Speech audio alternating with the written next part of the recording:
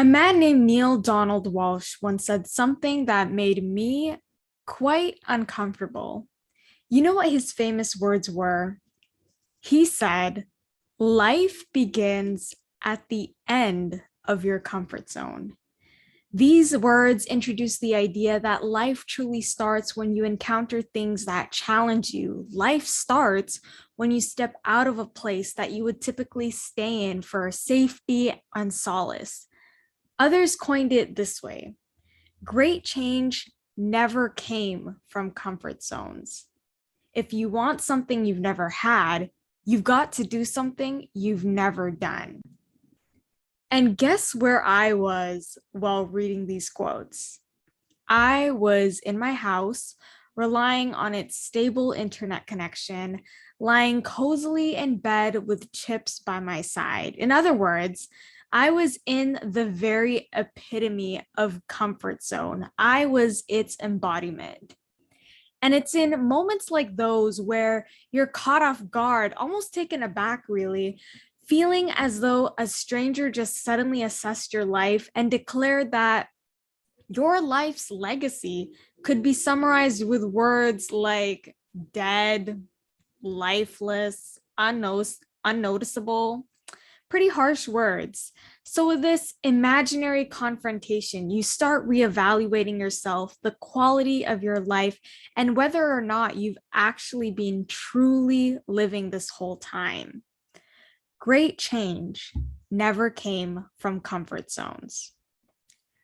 The first thing that comes to my mind when I try to think of individuals who have stepped out of their comfort zones are those who have put their lives on the line, especially during war.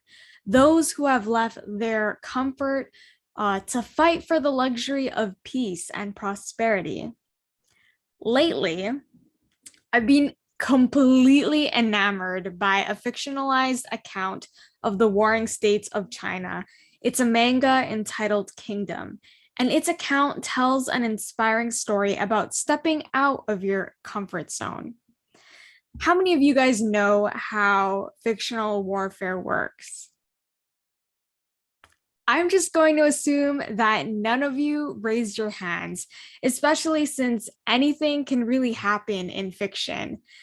So, since we're all learning through this process together, I hope that I explain it as precisely as possible.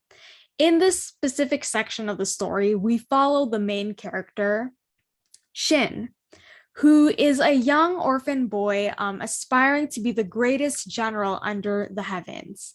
By this time, he had gained a lot of recognition by his superiors, and due to his daringness to constantly step out of his comfort zone, he managed his way up from becoming a commander of just 0 people to becoming a commander over a 5,000 man unit.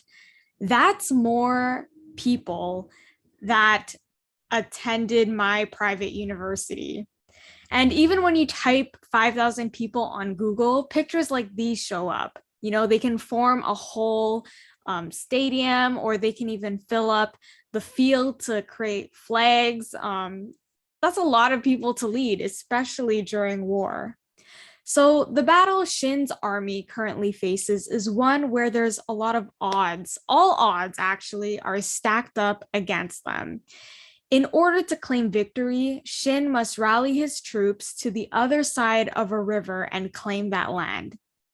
But there's a lot of issues at hand. First, there's no bridge. Secondly, they have no boats. And thirdly, which is probably the most challenging feat, is that an opposing army defends the banks of the other side. Both armies are at a stalemate. The enemy is looking to easily defend the banks, and the army of Shin trying to find a clever tactic, guiding them to reach the other side of the shore. It's at this moment where their strategist comes up with a plan. Back then, have you seen those scenes where like they plan something and it always looks like they're playing Monopoly standing up? That's how I've seen it. And it looks like a board game with movable game pieces Anyways, if we were there with them looking at their map, we'd see something like this. Both armies were aware that there were two areas of the river that were shallow enough for a horse to walk through. But with this knowledge, the enemy was stationed along the banks of that area, which are displayed by the red X's. And those enemy troops would shoot arrows at whoever dared to cross. Again, Shin's army didn't have any boats, there was no established bridge. So the ways to cross were either to swim or to ride on horseback. If they could do either of those tasks without dying from the arrows, they still needed to break through with brute force onto land before drowning. And with all of these factors at hand, here was how they hoped to claim victory.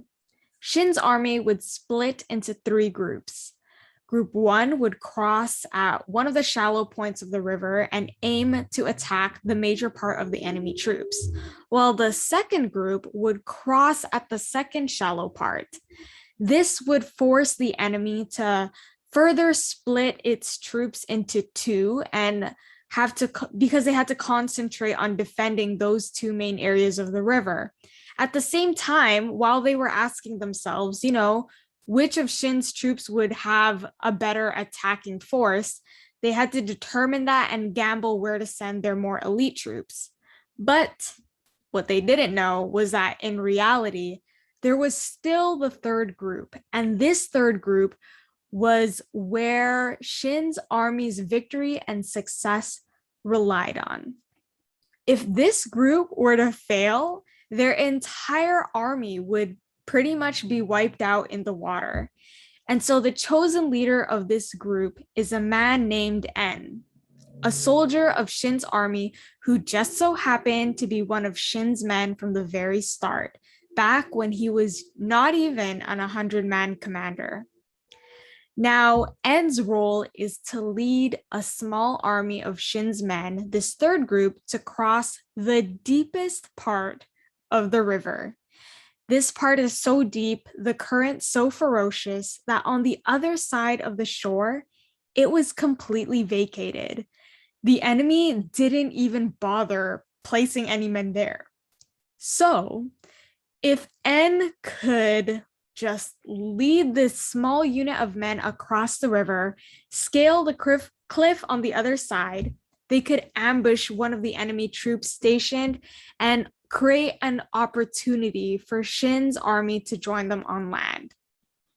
It's a huge opening, but is considered to be impossible to cross. To take this on would be signing up for a suicide mission. As the blood of their comrades who are fighting upstream taint the waters red, En starts trembling at the great task ahead of him. He remembers the events that took place earlier that day where the lieutenants of Shin's army had gathered to hear of their game plan. He remembers the doubts being voiced as they entrusted the most important role to him, a man with zero specialties.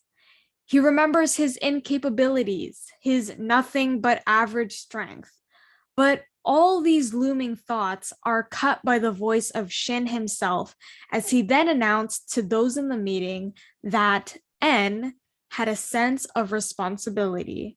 And it was that very trait that caused Shin and the strategist to fully trust En, and it was also the trait that would enable En to step out of his comfort zone. One of their men was just capable enough to swim through the currents. As he lugged his body onto the other side of the river, he hauls the rope and uses the remainder of his strength to just tie down the rope onto land. Finally, he gives a signal to En, and he and the rest of the troop could begin crossing. So En, your barely average man, grabs the rope.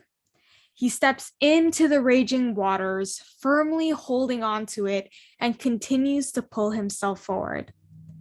The current starts, trying to drag him away, the waves burying his face underwater. Yet En manages to yell out words of encouragement. His battle cry ignites a fire that burns the hearts of those under his command, and a miracle begins happening. Because they stepped out of their comfort zones, because they chose to do something that they never did before, En is able to lead the third group onto land, to ambush one of the enemy flanks, and is able to create space for Shin and his main army to reach land and defeat their foes. Victory was claimed. Victory was brought from a man with only average ability, because he recognized his responsibility and chose to step out of his comfort zone. There was another man who stepped out of his comfort zone, and the Bible chooses to tell his story by first depicting a scene that is extremely heartbreaking. It's found in Exodus 2, and as the camera pans into the scene, we hear a loud and agonizing cry, a cry coming from multiple people, more specifically, the Israelite nation, who at this point in history is enslavement to Egypt. Their bondage and slavery was pushing them to their limits. Blood and sweat dripping down their foreheads and rolling off their backs. They broke out in tears, groaning at the extreme weight of their burdens. And the accumulation of their cries for deliverance reached the heavens, and God heard and remembered his covenant with them. He remembered his promise established to Abraham, Isaac, and Jacob, the forefathers of Israel. And so verse 25, the last verse of chapter 2, says this: "And God looked upon the children of Israel, and God acknowledged them." End scene.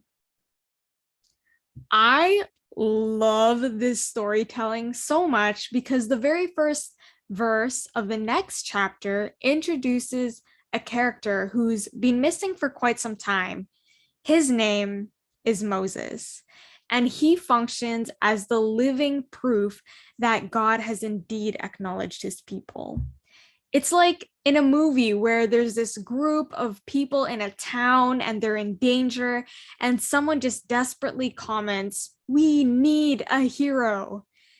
The scene then cuts to a school where there's a boy, perhaps in glasses, attending a class. He's quiet and lonely, but what just took place is masterful foreshadowing. You see, what we as the audience assume that there's no correlation at all between the comment made about needing a hero and the sudden change of scenery to a young student. But what we don't know yet is that the boy in glasses is known with the director to be the hero. And this storytelling just points to the growth that will happen, that this boy, this student, will become the very hero that the town needs. And this exact tactic for foreshadowing is what the Bible does so beautifully here. The Israelite nation is in need of deliverance, cut scenes to heaven where God acknowledges them, and it cuts once again to heaven's chosen deliverer, Moses, a shepherd who isn't even in Egypt. At this point in the story, no one but God is aware that Moses will become Israel's deliverer, not the audience and not even Moses himself. As we read a few verses later, we get to sit in and observe God's conversation with Moses. Moses thinks that he doesn't even qualify to be the deliverer of Egypt and starts sharing his concerns right away. Verse 11, Moses declares, "Who am I?" In other words, I'm a nobody. I have no importance, no influence. Who am I that I should be the one to speak to Pharaoh to release these Israelites? Moses goes on and voices concerns of not being believable in Exodus 4:1, and also mentions his inability to speak eloquently in verse 10. Basically, from Moses' point of view, he was a really average guy. He didn't have the qualities of a great leader. He wasn't persuasive, wasn't charming, wasn't charismatic or articulate. Instead, he was a rather doubtful, slow-spoken individual who amounts to just being a regular person, nothing special. And among all people, heaven chose him. Why? Some people have speculated that it's because God wanted to take Moses on a journey of growth. Others say that it doesn't matter why God chose someone as long as it's for his glory. While still others say that Moses had the background of growing up in the palace of the Egyptians, and that trait and experience added some qualification to him. Yet, as I reread the early chapters of Exodus, I strongly believe that the answer lies in the plan of God, which he actually openly shares with Moses in Exodus 3, starting in verse 7. Exodus 3:7 says, "And the Lord said, I have surely seen the oppression of my people who are in Egypt, and have heard their cry because of their taskmasters, for I know their sorrows. So I have come down to deliver them out of the hand of the Egyptians, and to bring them up from that land to a good and large land, to a land flowing with milk and honey, to the place of the Canaanites and the Hittites and the Amorites and the Perizzites and the Hivites and the Jebusites." God reveals that he has seen the oppression of his people. He identifies further that his people who are oppressed in Egypt, and their cries are because of their taskmasters, which is something that Moses is very familiar with. God continues to reveal that he knows their sorrows. And so in response to this, he has chosen to come and deliver them from the Egyptians. And his plan isn't just to stop, or his plan doesn't just stop at delivering them. God further plans to bring them to a large and good land, flowing with milk and honey. God is going above and beyond. And I can imagine that as God reveals this plan with Moses, that Moses' heart just starts beating and pumping and faster. His mind starts spinning as he remembers all those years ago when he was still a prince in Egypt, and how he stood before the Israelites, his own people, and burned with passion to help them, but was incapable of making a global difference. Perhaps as Moses heard God's plan, he started thinking back to that specific day where he saw the Egyptian taskmaster beating the Hebrew, one of his own brethren. Perhaps Moses remembers looking this way and that way, in case anybody was watching. And when he was able to verify that there were no potential witnesses, perhaps he starts remembering lifting up his heavy hands to kill the Egyptian oppressor. Sand running through his fingers as he attempts to bury and to cover the Egyptian corpse. The injustice that Moses saw on a daily basis, the extreme cruelty and severe torture placed upon his people was so strong, so intolerable, that killing the abuser was the only way for Moses to take action and stand for his people. But you see, Moses wasn't just a man who loved his fellow Hebrews. I don't think that's the only reason why God could relate to them. Moses loved something even more. He loved justice more than them. And the very next day, behold, now two Hebrew men were fighting. This is different from yesterday's events where it was one Egyptian versus a Hebrew. Now they were both Hebrews. And so Moses, seeing this, turns to the one who did the wrong and asks, why are you striking your companion? You're in the wrong. Why are you fighting for your cause? Why are you hurting your own? Even the Hebrew saw through Moses' rather pretentious actions and posed this question: who made you a prince and judge over us? And notice that this statement actually emphasizes how strange and how rare, how uncommon it is for people to have a strong sense of justice that is accompanied with action. Sure, you can know between right and wrong, but to actually do what's right is difficult, let alone be a moral compass, a voice that declares what is right to other people. If you walk down a street and see a man steal something and beat up the person he's stealing from, how many people would go up to them and tell them that they're wrong, that they shouldn't be doing this? I think our generation now would just videotape it from a distance and then have the internet just expose the deeds. But to actually go up there yourself and execute some level of justice is just almost unheard of. If you overhear someone gossiping, how many of us would go up to them and tell them not to slander their own friend's name? But injustice, whoever it was committed by, did not sit well with Moses at all.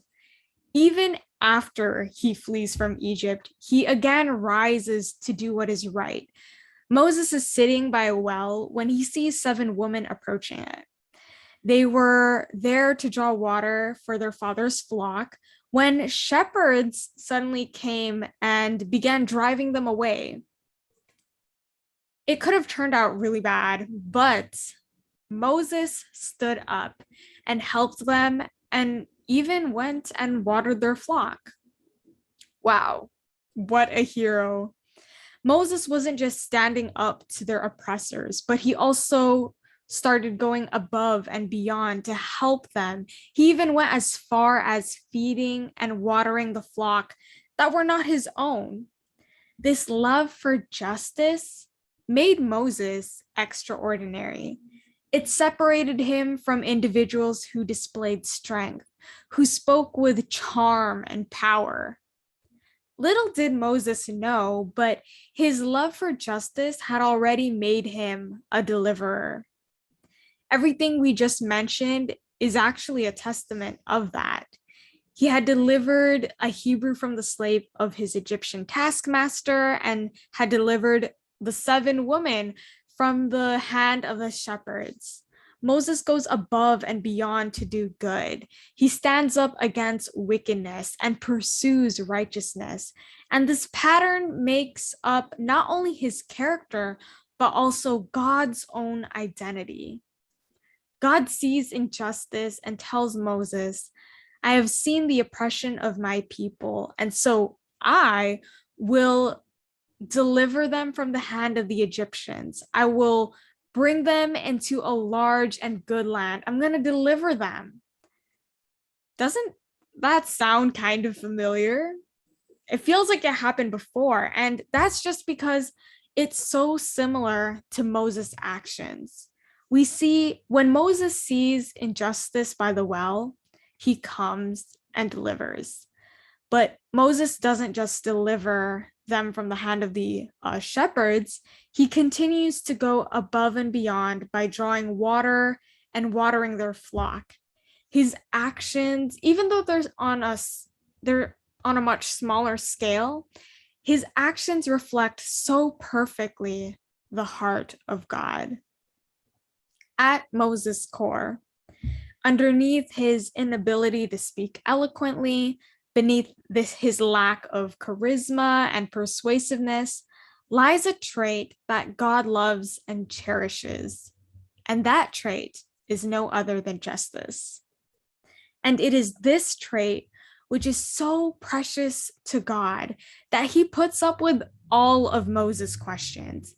He's patient with all of Moses' doubts and has a conversation with Moses for 2 whole chapters, doing everything he can to persuade Moses to go. Oh, you feel like you're a nobody? Well, don't worry, I'm going to be with you. Oh, you don't know me well enough to introduce me? No worries, Moses. Here's my name tag. I am that I am. Oh, um you don't think they'll believe you? It'll be fine. Just show them this miracle. Oh, you don't like the fact that your rod can turn into a snake? Here's another option. How about your hand becomes leprous and then you can heal it from leprosy? Still not as convincing? Okay, you can pour out water from the river, and when you pour it out on land, it'll become blood. Yeah? Yeah? Oh, you're afraid of public speaking? No worries. I'm the God who can make the mute sing. I can make the blind see. But I know these are all just hypotheticals to you at this moment. So hear this. I'm sending Aaron. He's almost here. He can speak on your behalf. Please, Moses, I want you on my team. That's what I'm hearing when I read this chapter. And this goes on for 2 whole chapters. God even sent Aaron. This is how much God wants Moses on his team. This is how highly God views individuals who love justice and pursue righteousness. This conversation could be a case study for Moses' lack of faith, his extreme doubt and distrustfulness in who God is, but it can also be a study case for God's constant faithfulness, his earnestness and perseverance to have you on his team. It also reveals who God is and what he values. Inspiration once penned, "The greatest want of the world is the want of men. Men who will not be bought or sold. Men who in their inmost souls are true and honest.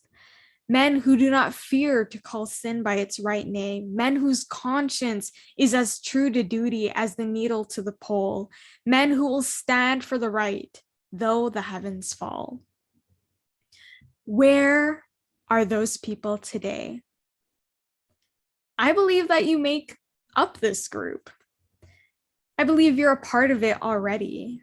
You may not be aware of this yet, but I believe that it lies in you, if you're a parent, telling your child not to hurt others. It lies in you not tolerating bullying from your peers. It lies in the anger that burns in you when you see racism occur. It lies in your passion to feed the hungry, to clothe the poor, and to comfort the hurting. These things, these day-to-day instances are proof that there is a portion of your heart that is fashioned after God's.